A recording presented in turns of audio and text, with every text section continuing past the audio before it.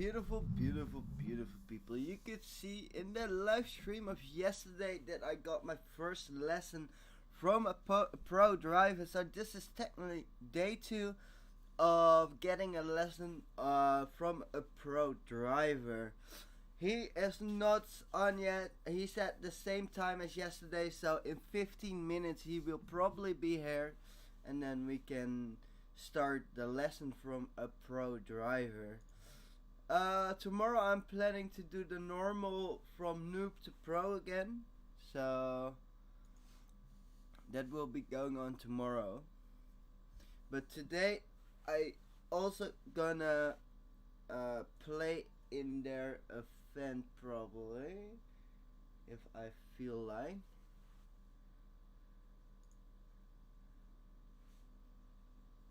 Look for that.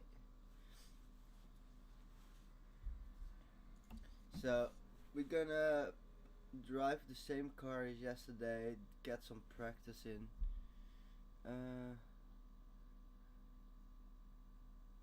I think they changed the cars. Oh no, they didn't. Alright, let's get into this car. This is the car that I got lessons in yesterday.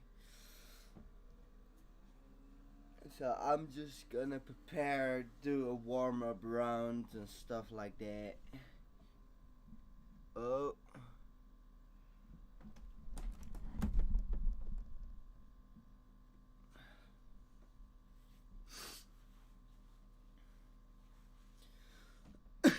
I just woke up not too long ago, so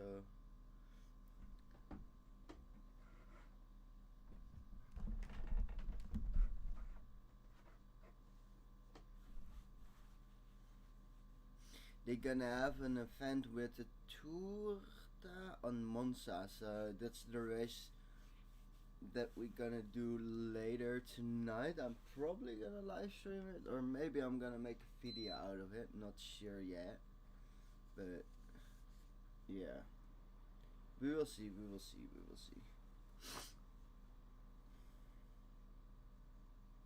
It always takes way longer to load into the American servers. Ah, there it is. Okay, so we will not be really changing anything, I think, now. We will just practice for the lessons in, like, I don't know how long from now, but not too long from now. It's, let me see, in 12 minutes he should be ready.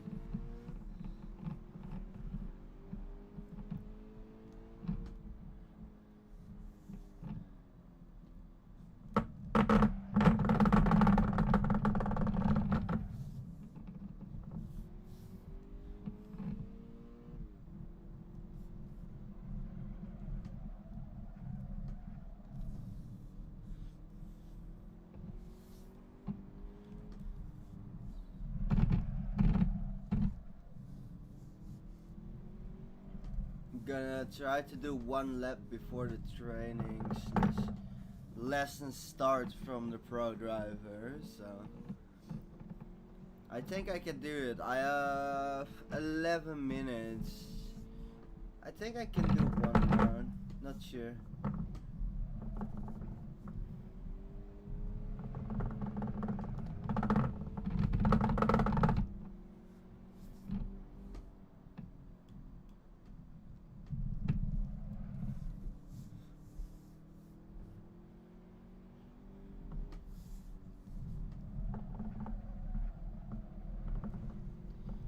Okay, nice. I mean, we're already doing better than in the beginning of this game.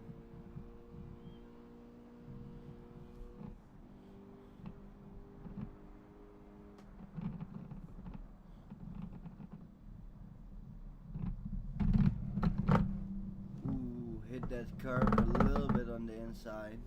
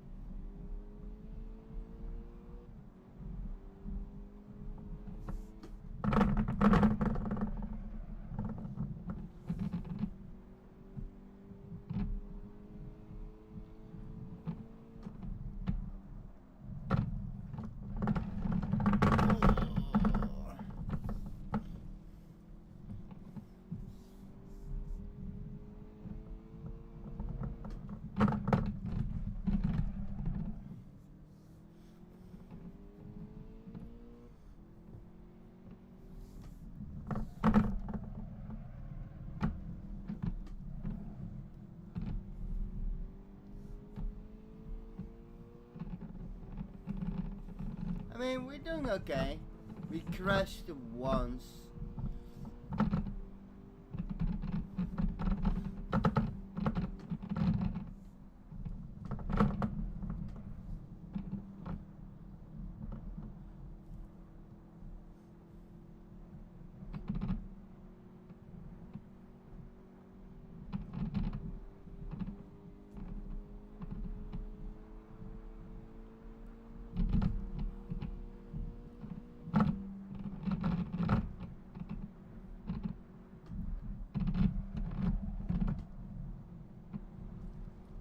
Hey, Pyro. I can play in an hour. I'm like in 8 minutes. I'm gonna get lessons on the ISRL Discord from a pro driver. After that, I can play with you. So I will call you in an hour, okay? About that.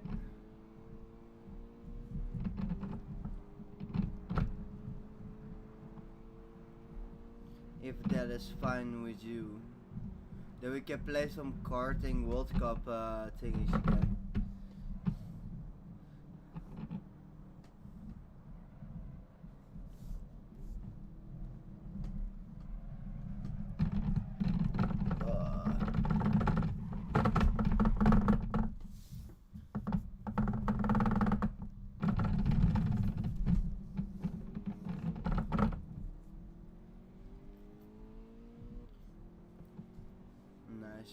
Like in 7 minutes the guy will probably DM me or something that he's ready.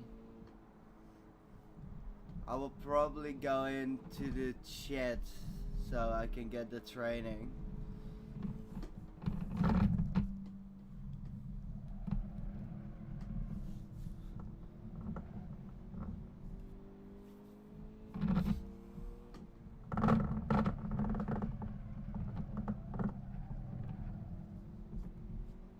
I mean, in a not too fast of a car, I'm okay in taking corners and stuff. But if I turn to like the faster cars, I'm basically fucked.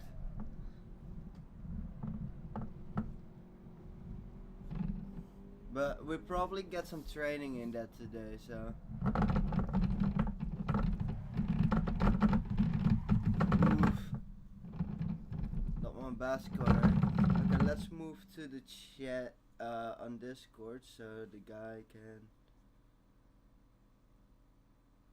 There is already a guy in that, so let's not do that. Maybe I'm gonna train with multiple people today, I'm not sure, but.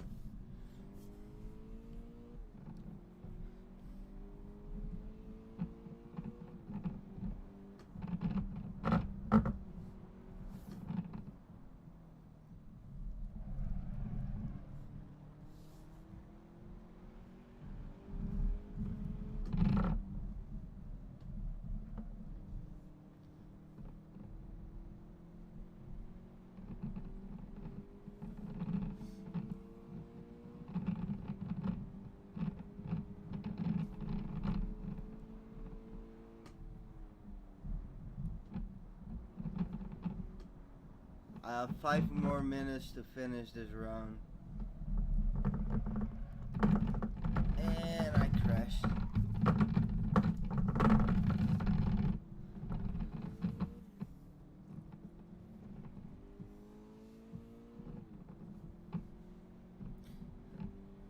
It's for me always a guess if people like show up and stuff.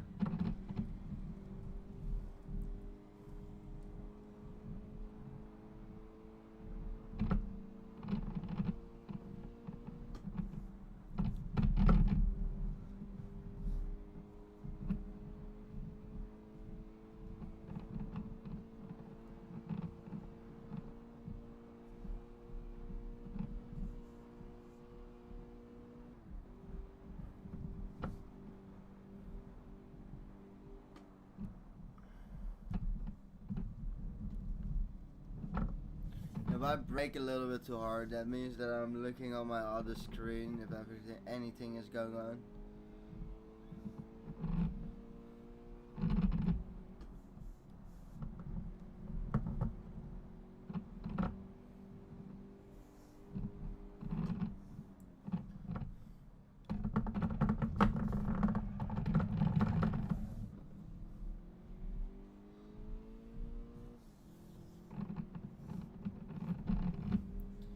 Okay, here is the fun carve corner.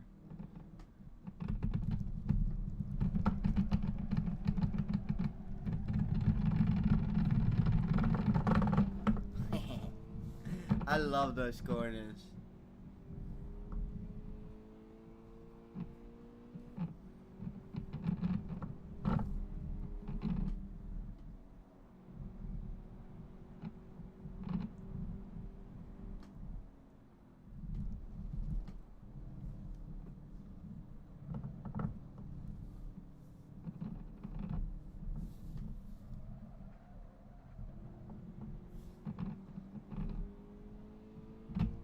Three more minutes and he should be there.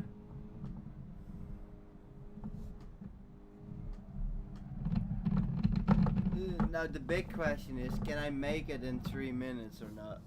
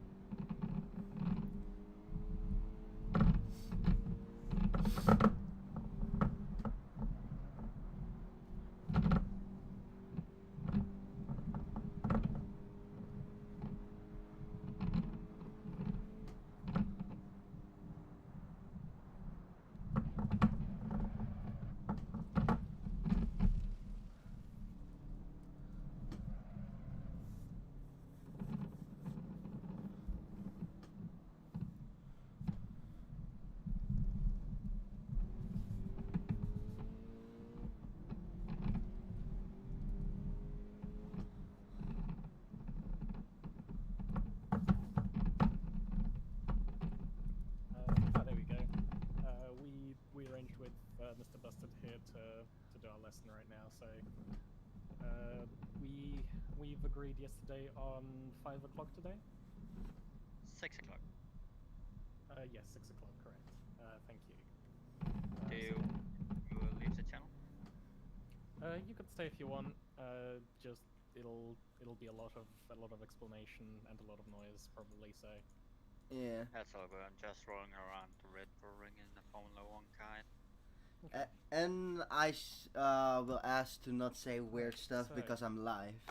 Oh wait, I have push to talk on. Wait a minute. Mr. Busted, can you hear me? Sorry, I had push to talk on. There we go.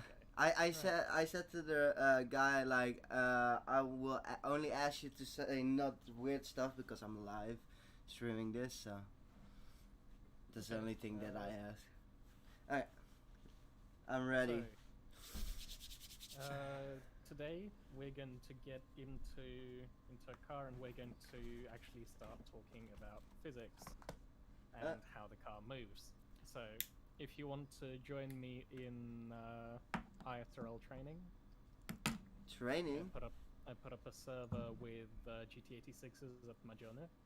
Okay, I was already in the Nürnberg. I did like one round. I was like 15 minutes before it. I was like. I think I just remembered that this track might not work. Let me just quickly test it out. But yeah. Today Oh, we're yeah. just going to talk weight transfer and sort of general car handling and how that all works. Okay. So let me see if I can get onto the server, and we'll see what can be done. I'm joining too, so if it works, I'm in. If it doesn't work, then I'm not in. If something is Okay, wrong it does with work. the- Excellent. Okay. Right.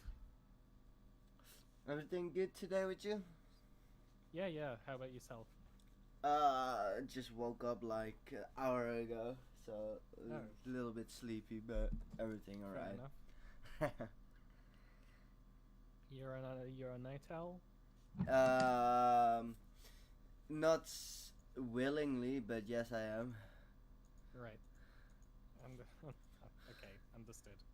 Yeah, I had an accident when I was 16, so I broke every bone in my body, so I have a lot of pain. That's why I'm always laid awake, because I can't Right. sleep. But yeah. Gotcha. Okay, I'm in. So, right. Let's begin just generally talking how car works. So, I'd like you to sort of imagine the car as not being this complex machine that does loads of things, but just as wheels and a box, essentially. The box is heavy, and the wheels are not heavy, and the wheels are has what's on the ground, and then you have the springs connecting the wheels to the box. And that's kind of what the framework we're going to be working with for most of today and the next lesson probably. So you have your box, which I'm going to refer to as the chassis, which is pretty much most of the car's weight. And you have the wheels, which I am going to refer to as the wheels, and they're connected to the chassis by springs and dampers. That's the general sort of dynamic model we're going to be working with. Okay. So, just as a sort of a visualization, imagine the chassis and the wheels as two separate bits, but they as sort of two separate bits, but they share certain acceleration. So, basically, when you start moving, the acceleration is only applied to the wheels, and only when the suspension reacts to that acceleration also gets applied to the chassis. If that makes sense. Yeah, I get what you mean. Like the traction and shit is all like how the suspension also is, like in Yep. the corners and stuff. So we're basically going to be talking about how the chassis moves with respect to the wheels as you do certain things with the car. So the first thing I want you to visualize is stepping on the accelerator. So you step on the accelerator, the car starts going forwards. But it's the wheels that are going forwards, not the chassis. And the chassis only really starts going forwards once the suspension transmits that acceleration. So the wheels start going forwards, and what does the chassis want to do? Go forward. No, the chassis wants to stay there. Because if you imagine that the wheels and the chassis are separate bits, then the wheels are just going to go forwards and the chassis is going to remain in place. Yeah, fair enough. But the suspension then connects the wheels and the chassis, and so since the chassis wants to stay in one place and the wheels want to go forwards, the suspension has to counteract the chassis wanting to remain stationary. So, from the point of view of the wheels, you can imagine sort of a sort of wheel loading. So you have 4 wheels, and you can imagine a certain amount of the box's weight or the chassis' weight on each wheel. Mm-hmm. And while the car is stationary. But once you start to, for example, accelerate forwards, the chassis wants to stay in the same place while the wheels want to go forwards. So the suspension in the back is going to compress. Because the chassis obviously wants to stay behind, but the wheels keep carrying it forwards. Yeah, that's what I was thinking. Yeah. And the suspension in the back compresses in order to give that push to the chassis, so that it can also accelerate along with the wheels. But in doing that, the amount of weight that each wheel is carrying is going to change, and that is what we call weight transfer. By the way, if you have any questions or I'm not explaining it correctly, please feel free to stop me. Oh yeah. That's fine. But yeah, so the reason I'm saying this is this concept is incredibly important to understand in order to go further into performance I driving. mean, it helps because in my head I'm now like, if I'm going to the left, for example, and I just let the gas go or brake, all the weight goes to the right front tire, and if I step on the gas out of the corner, the weight goes to the right back tire. So That's exactly right. it helps like visualize it more outside of the car, because I'm always like inside with my camera. So Yep. But yeah, so for example, so each wheel carries a certain amount of weight, and when you do things with the car, the amount of weight on each wheel is going to change. That's the most important sort of underlying concept of weight transfer. okay. And weight transfer actually affects the grip that each wheel has. So you can imagine a sponge. So imagine a sponge that's just laying on the table. Yeah. If you try to push it, it's just gonna slide along. Nothing to worry about. It's gonna give way. It doesn't have much grip to the surface. But if you put, for example, a weight down on top of the sponge and then try to push it, it's got a lot more grip. So the more weight is on that specific wheel, the more grip it's going to have to the road. And knowing how weight transfer affects the grip of each tire is the underlying principle behind all performance driving. So let's just do a quick visual exercise. I want you to imagine you're in your car. Yeah. You're going at a steady speed along a perfectly straight road. You're maintaining that speed. You're maintaining that speed by holding the accelerator a bit. Now, what will happen to the grip of the tires as you release the throttle? If you release the throttle, the RPM goes down. So I think that the cars goes more like tilted forward. Then when you step on the gas, that goes like upwards, basically. The Yep. front is going down. That's exactly right. So when you release the gas, the car is going to start slowing down. So the weight of the car is going to transfer onto the front wheels, correct? Yes. And so as the car is slowing down, there is more weight on the front wheels, therefore the front wheels have more grip. Right? Yeah.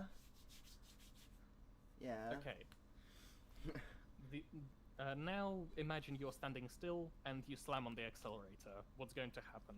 Front goes up, more grip on back tires. So Exactly. if you basically have a rear-wheel drive car that doesn't have too much power, you're having more grip with accelerating. That's exactly right. So another thing that another quick exercise. You're going at exactly perfectly level speed, and there is a slight corner, very slight. You don't have to brake or anything for it. You just have to turn in. If that corner goes to the right, what is going to happen to the weight distribution on the car? I think if you stay on exactly the same speed, it will go on the left side tires, but because you're steering a little bit more on the front tire, but I'm not sure about that. So as you start turning, the weight of the car is going to transfer off to the left, but because you have that slight steering input, the front left wheel is actually going to have slightly more grip than the rear left. But that is more advanced stuff, and it's an effect that is not particularly noticeable until you really start looking for it. So we're not going to take that into account. We're just going to say that as you turn, the weight of the car just goes to the left. Okay? Yeah. So there is another side to that, because of the law of conservation of mass. Mass cannot be destroyed, it cannot go anywhere, it just can move around. Going back to the first example, you let off the accelerator, the front gets more grip. But at the same time, the back tires get less grip, because the weight from the back tires has gone onto the front. Yeah. So, while you get more grip at the front, you'll also get less grip in the back. And that's important for control, because as we control the car, there are 3 ways a car can behave while we're steering it. It can A, neutral steer, which is as you normally do, all tires have grip, you go through the corner just fine. Second is understeer. Understeer is when the front tires lose grip. So tires, the way they grip is basically like a curve that goes up and then down. So the more you turn a tire, the more grip it gets, up to a certain point, after which point it loses all grip. So if you go into a corner too fast and you start turning the wheel to try and turn in, you'll notice that the front tires lose grip and the car just keeps going forwards. That is called understeer. Okay. I will demonstrate this later on. I just want to get through the theory, and then we'll start. We'll start applying. That's basically the same. Like I drove the first couple days. I drove like fast cars because most servers just have fast cars, and I drove a Lamborghini. And in that one, the front brakes that only had front brakes or something. So if you steer and you brake, you just go straight. Basically that. So understeer is when the front tires lose grip and the car just doesn't turn at all. Yeah. Okay. Oversteer is when the rear tires lose grip and the back end comes around. So oversteer, you'll see quite common. You spin out due to oversteer. Yeah, that's me. The rear of the car loses grip, and you just come around because the rear of the car is what's holding it on the current path. And of course, weight transfer plays into this, because if you get more grip on the front, that means that you get less understeer, because your tires will grip more. Or if you get more grip on the rear, you'll have less oversteer, because you're transferring your weight onto the rear, and it stabilizes the car. So when you're cornering, it's important to notice which way the weight is transferring, forwards or backwards, and to then see, the weight is transferring forwards, that means I can turn more without understeering, if that makes any sense. Yeah, okay. And if you're accelerating, your car is a lot more stable to quick turns, because you have a bit more grip on the back, therefore it doesn't spin quite as violently. Okay. So, for now, I just want you to think about weight transfer forwards and back. Okay? Yeah. So if weight transfers forwards, you have more grip on the back, but you have to be careful because you have more grip on the front. But you have to be more careful with your turning because you have less grip on the back. So while you're braking, you have a lot of grip on the front and very little grip on the back. So it's actually quite a possibility for you to accidentally start oversteering just because you can turn too much. But accelerating, you have more grip on the back, but at the same time you have less grip on the front, which means that while you're accelerating, you're more likely to understeer.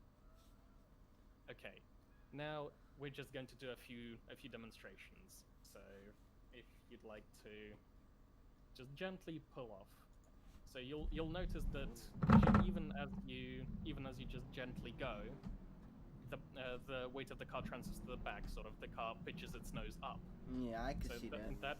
That means that you get more grip on the back and less on the front. So I'm going to take it quite slow through the corners, just so we can experiment in the straights. So you step on the throttle, and immediately you see that the car lurches back, which means that you have more grip in the back rather than the front. And as you accelerate and you try to turn, you'll see that it starts to understeer really quickly. Yeah, I can feel that. I hear it too. Yep.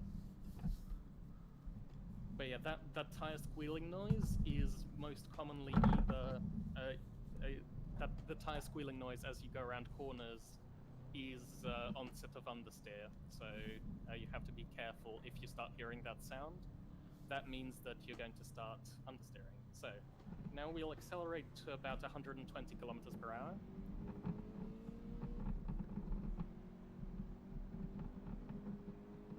Okay, and now slam on the brakes. Okay, so you had to turn there. You noticed that you can turn a lot quicker while you're braking. Yeah. But you also have to be careful because, of course, the rear of the car has lost its grip and given it to the front. So that means you can spin a lot easier while you're braking. Understood? Yeah, I see what you mean. Okay. Let's keep it about 90 here. And then brake and turn into the corner at the same time. I feel the back sliding, yeah. You see just how much the car will want to turn more just because you've got that extra weight on the front wheels. Yes. But yeah, now that you've sort of understood this, let's do a couple of laps. So, okay. Basically try to think about where the weight transfer is going and how you can use that weight transfer to your advantage.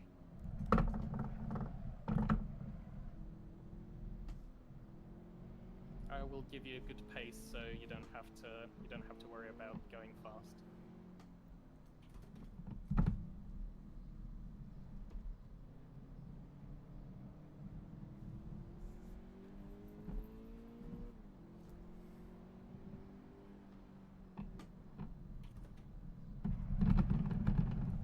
So when you see me brake slightly earlier than I do, because just to give a bit more space between the two of us. Yeah, that's good.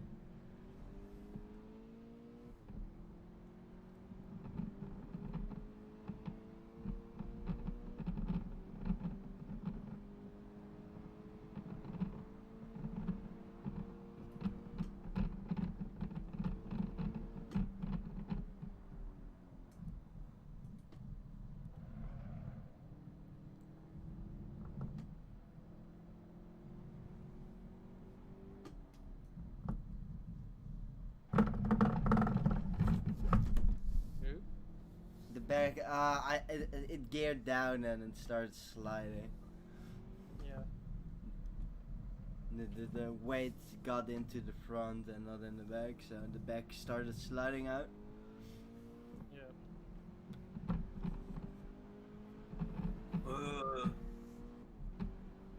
Hello? No. Good morning. Hello. Why are you shouting shouting. I'm not shouting. I'm talking quietly, actually. Right. Well, your microphone is way too loud. Let me see if I can turn that down. Why are you up so early on a Sunday? Up early. It's like 10:30. It's a Sunday. And? Anyway. Is that better? A bit, I guess. Is that... Not really. Alright, let this guy pass. Just pull off to the right, after the third.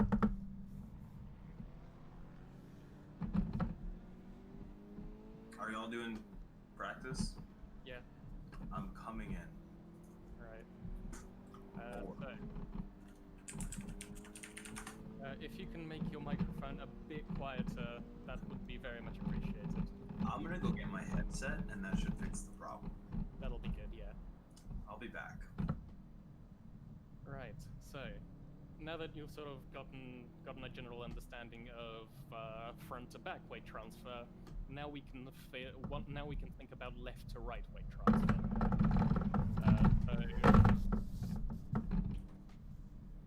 When you start turning in a car, obviously you've already answered this. The weight goes to the outside tires. So the outside tires start to get more grip. That also means that the inside tires get less grip as you're cornering. So if you for example go through this hairpin here, you will notice that the inside of the car isn't really doing much. It's all done by the outside of the car that has more grip. Mm-hmm. So this is important because I'm just going to say that weight transfer is not instantaneous. It's not immediate. It would be immediate if we had perfectly stiff springs, which means that you essentially don't have springs. The chassis is welded onto the wheels, which you have in things like karts. But on most road cars and race cars, you have suspension that compresses and expands in a certain amount of time. So, if you start to swing your weight around left and right, you'll notice that different sides of the car are going to gain grip and not gain grip. And it can actually end up in such a way that when you turn in, the inside tires still have all the grip from the previous turn, and you don't have enough grip to maintain the corner, and so you start sliding. This is what we call pendulum turning, and it's very heavily used in rally as a means of control of understeer. But generally in racing, you want to avoid that because I can just show you that you turn in left and you turn in right and you start sliding. Yeah. You saw my rear end go out. Yeah. So this only happens if your inputs are sharp. So if I jug the wheel, it generally, the weight transfer cannot keep up to sort of the demands of my inputs. So if I jerk it really fast left and right and left and right, the weight doesn't have enough time to transfer between the sides. So all your inputs in racing are best done in a slow and smooth manner.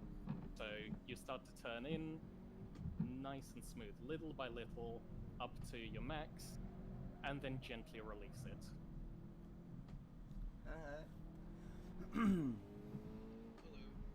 Hello. There we go, that's much better.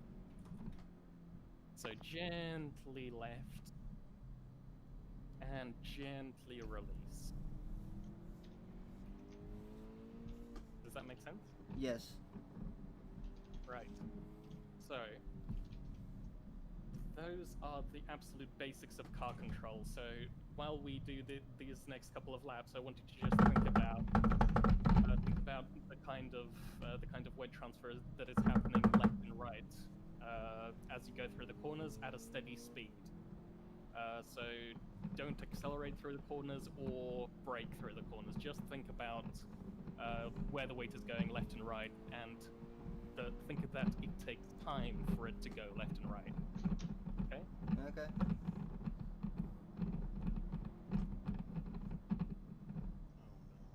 no. Yo, I have to bitch to someone. I think you'll enjoy this. Could you leave this until later? Because Phil is streaming over here. Streaming. The offer I got on my phone. Right. And I'll just get in the room in a minute. Okay. But yeah, so there you probably lost control because you had too fast an input. So you need to try to keep things smooth and flowing.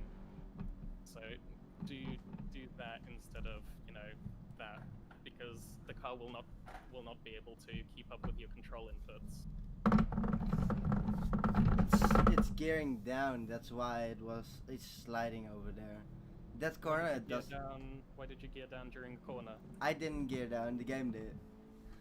Oh, are you driving automatic? Turn that off and use manual paddles. I hate the pedals though. They're annoying as fuck.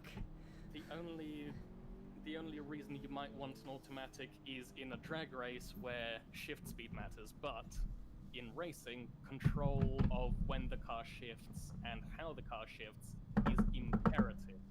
I would even say if you don't want the clutch, it makes sense. I get it, especially with the flappy paddles. But yeah, being able to pick a gear and hold that gear, I agree with him.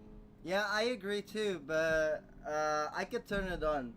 That's no problem. But I'm gonna buy next week like the 8 shifter, and I wanted to start with that then because I don't want to get used to the pedal shifters and then shift over to the manual gearing again.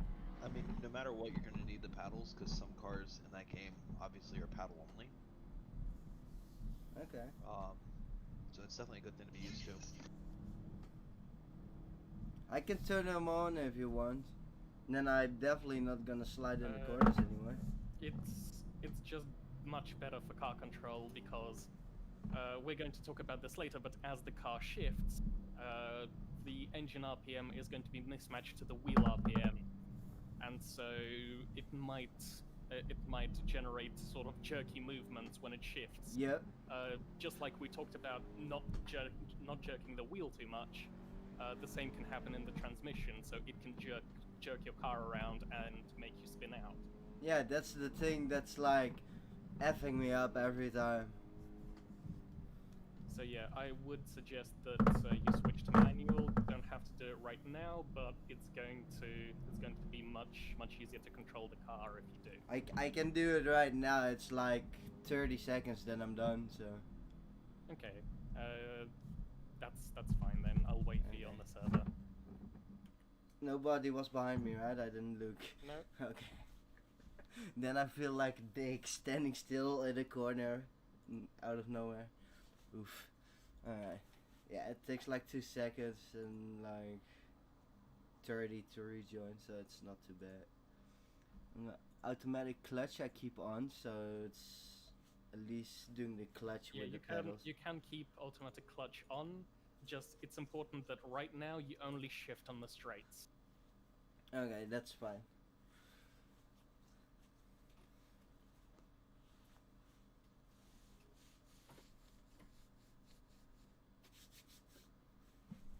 You see, 30 seconds. I'm now in the pits, so. Nice. I am just coming up on the last few corners, so if you want to just gently pull out, I'll meet you there. Oh, this is somebody else, lol. I thought it was you. Yeah, I'm in a red car. Yeah, the white car just drove past me. Alright, there we go. I saw his dot and I was like, oh, that's him.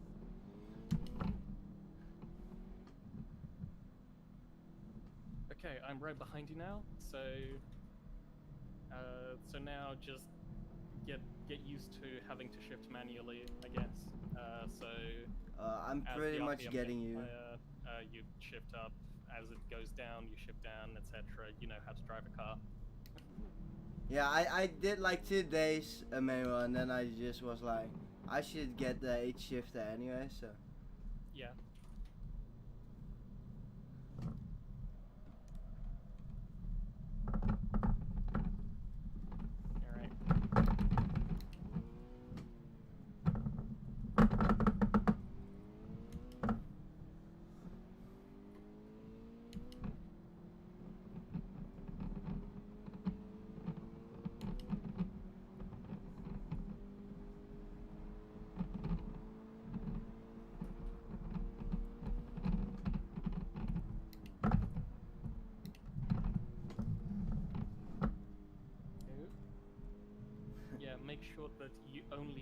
a straight line because that's going to generate some jerky movement until you get your H shifter. Yeah, I saw that. I can feel that.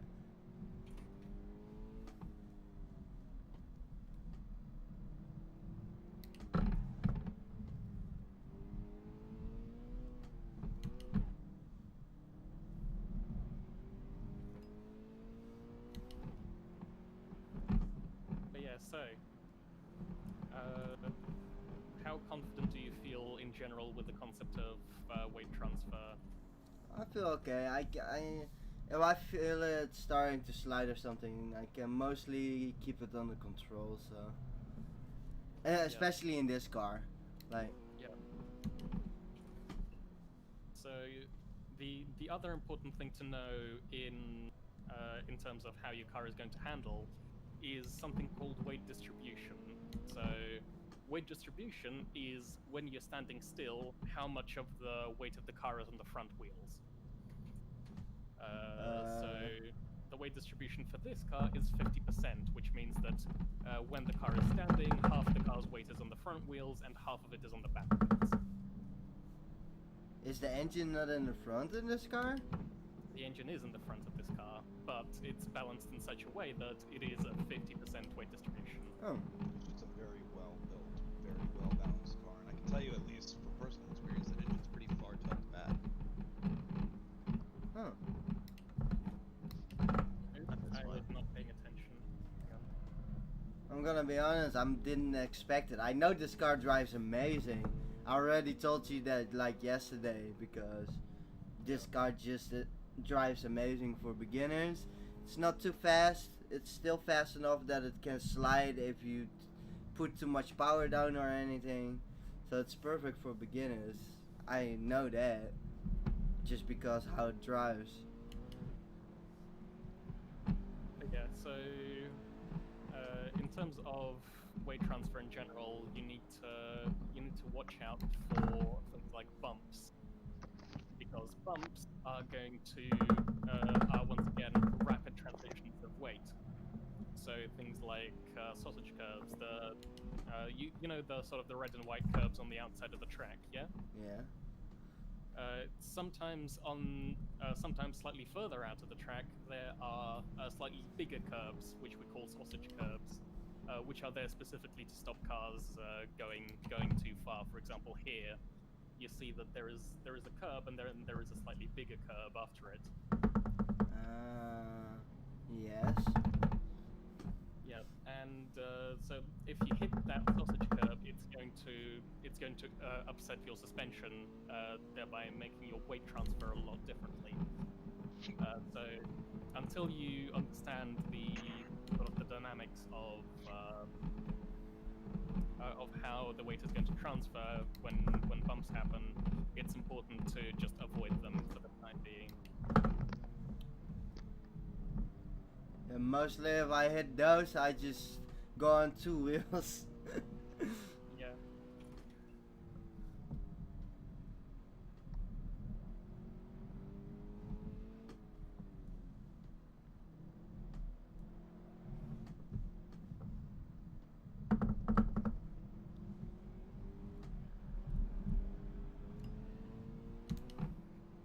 Right, so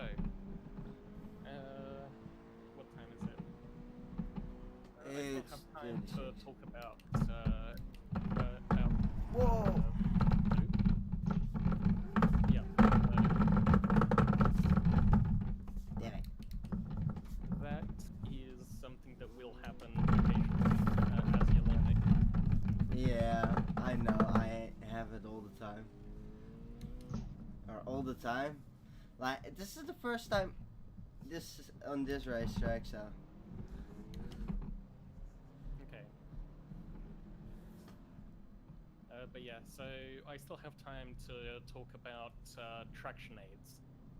So, what do I mean by traction aids? Traction aids are basically computer programs that that regulate how your car drives in order to make it safer. The two main ones that you have to worry about with Assetto Corsa is traction control and ABS. So traction control is controls your car's throttle. So the gas pedal, it controls the gas pedal to basically stop you from spinning your wheels. So once the driven wheels of the car don't have enough grip, they start to spin under power. And what traction control does is it basically cuts off the throttle so that the engine isn't producing any power, so it stops the rear wheels from spinning on this car, for example. Okay.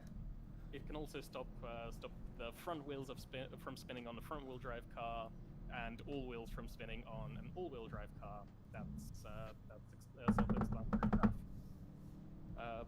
But the main point of traction control is it takes away from you controlling your own car. So when you are in a tough situation like you're sliding, actually turning traction control off can help you recover from that slide. Once again, shift down and up in a straight line, because if you turn and shift down, it's gonna lead to jerky movement. Sometimes I'm just like, I think I'm on a straight, but then I start turning on the moment that it's shifting down, or when I'm shifting down. Yeah. So it's a little bit getting used to. But yeah, so traction control can take over and stop you from spinning your wheels, but if you're already in a slide, you sometimes might want to spin your wheels just to gain control. We'll talk about how all that works later, but for the time being, just know that traction control will be useful to you as a beginner because it helps you modulate your throttle where you perhaps might not be able to. But once we get to the higher levels, it is worth turning it off because it gives you so much more control over the car's engine. To be honest, I always have it off. I don't like it. Okay. Same with ABS. I like it that. Oh, let's let it pass. Same with ABS. I like it that it's not fucking up your tires with flat spots and stuff, but if you brake too hard. But I always have traction control and ABS off. That's why I'm sometimes just sliding when I'm going too fast. Right. So, yeah, okay. So I don't need to tell you about ABS, I guess. Nah. ABS, the important thing about ABS, I'm just going to quickly gloss over this. The important thing about ABS is it gives you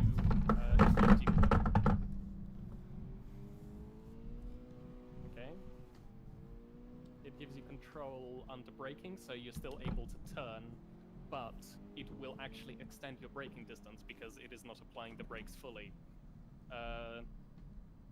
On the lower, while you're competing on the lower end of sort of driving performance, it is worth having ABS on just in case you apply the brake a bit too much and accidentally crash the car.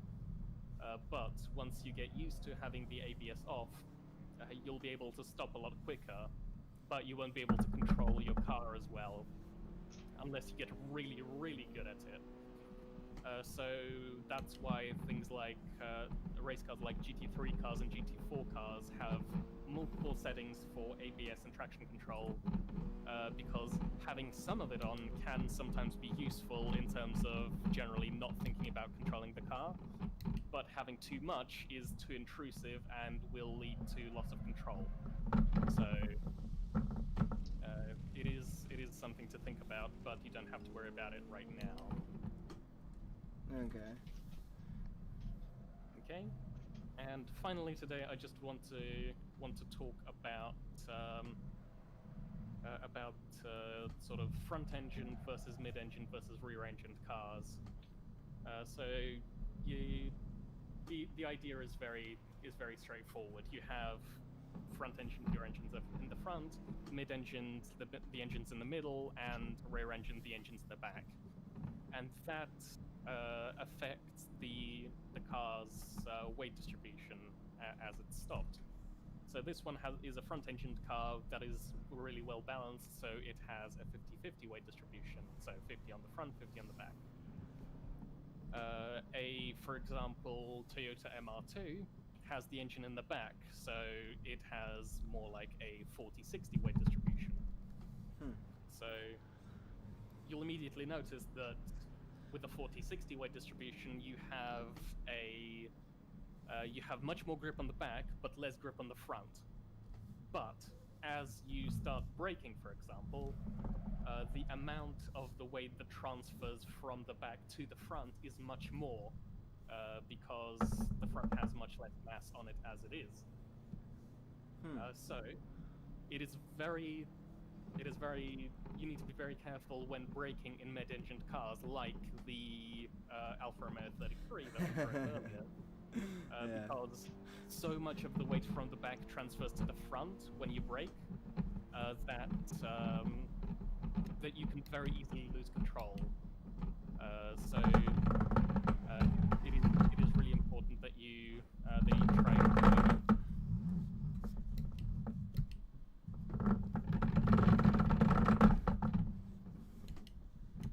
You okay there? Yeah, I used the clutch and gear down and didn't like that too much when I let the clutch go. Right. In order to avoid that, just release the clutch gently, as you would in any normal car, or for the same reason that we drive, that we put gentle inputs into our steering wheel. Releasing the clutch off gently is going to synchronize the speed of the wheel and the gearbox, so that you don't get that jerk that you would if you let go of the clutch rapidly. Yeah, I need to play with that today some more to get that feeling going of the clutch. Because when I'm gonna go with the H shift, I turn everything off, and I'm just gonna be with the clutch and everything driving like that. It's gonna be a lot harder, but when I get used to it, it's gonna, first of all, be more fun. Second of all, it's gonna be better for racing in general and playing other games, of course. But yeah.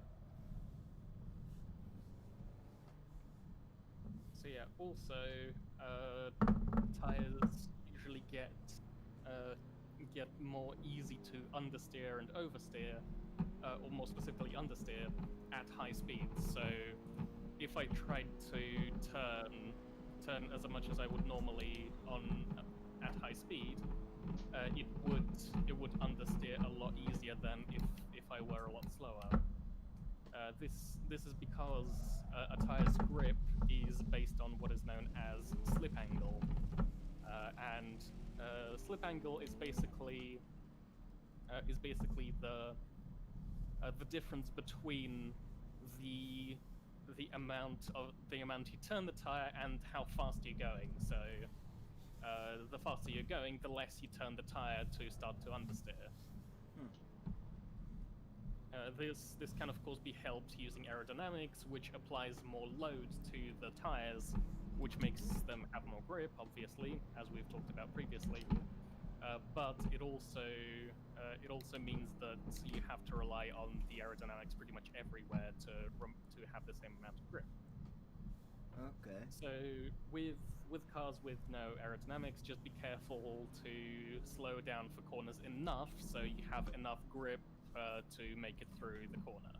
And that's why sort of slowing down helps in taking corners faster, because obviously you lose your speed, you get the grip back from losing the speed, so you can turn your wheel further and have a greater slip angle, have the same slip angle as you would if you were going fast and turn the wheel a little, if that makes sense.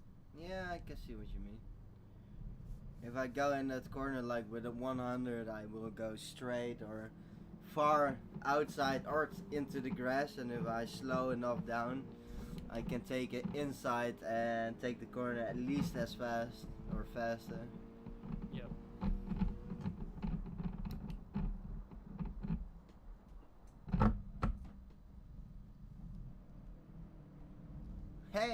I did it. Nice. Nice. With the clutch, like slowing down and stuff like that. Yep. Somebody's So, yeah. drifting. That's Toes. Ignore him. So yeah, that's pretty much all neutral steering car control taken care of. There is a lot more to do with car control in understeer and oversteer, Like and me.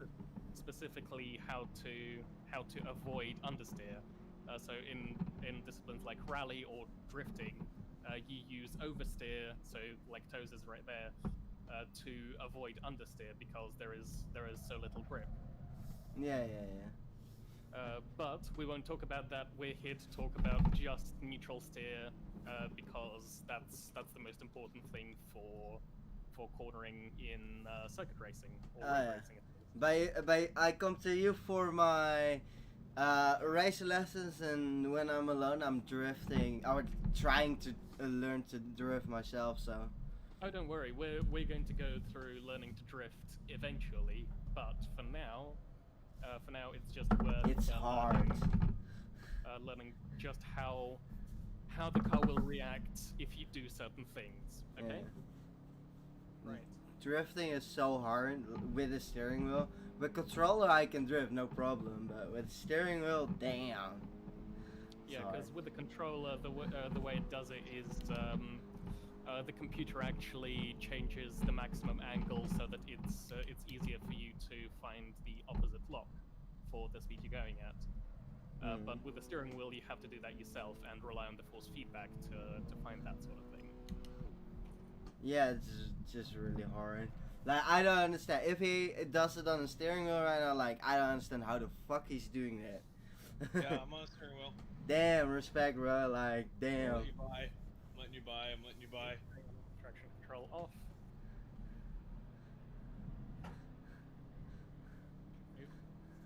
But yeah, you do generally learn these things. It's a matter of A, muscle memory, and B, theoretical knowledge. And it starts to become a lot more of the muscle memory as you start to apply it further. So Damn. Looks so dope when people drifting, like I can do like one corner with a little bit of drift, you know, but like the corner after, most of the times I'm spinned out after the corner or anything like that. sorry. But like the general cornering, the getting straight again, I have a whoa, oh, that's somebody, isn't it? I got Yeah. pushed. I was like, huh? What's wrong with my steering wheel? But it was somebody right next to me. I saw that guy coming, so I was like, Yeah, exactly. I got hit on my side a little bit, and I was like, what's happening?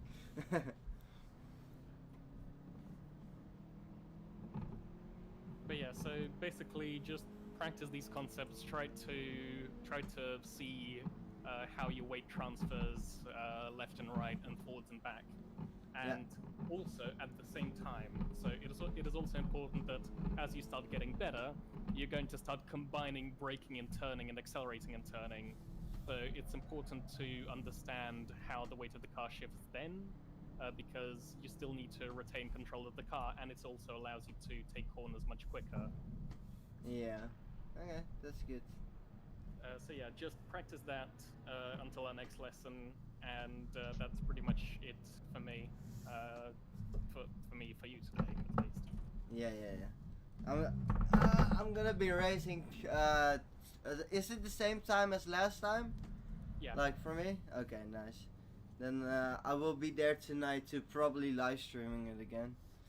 Okay. And my goal now again is gonna be not to be last. At least gonna try to, of course.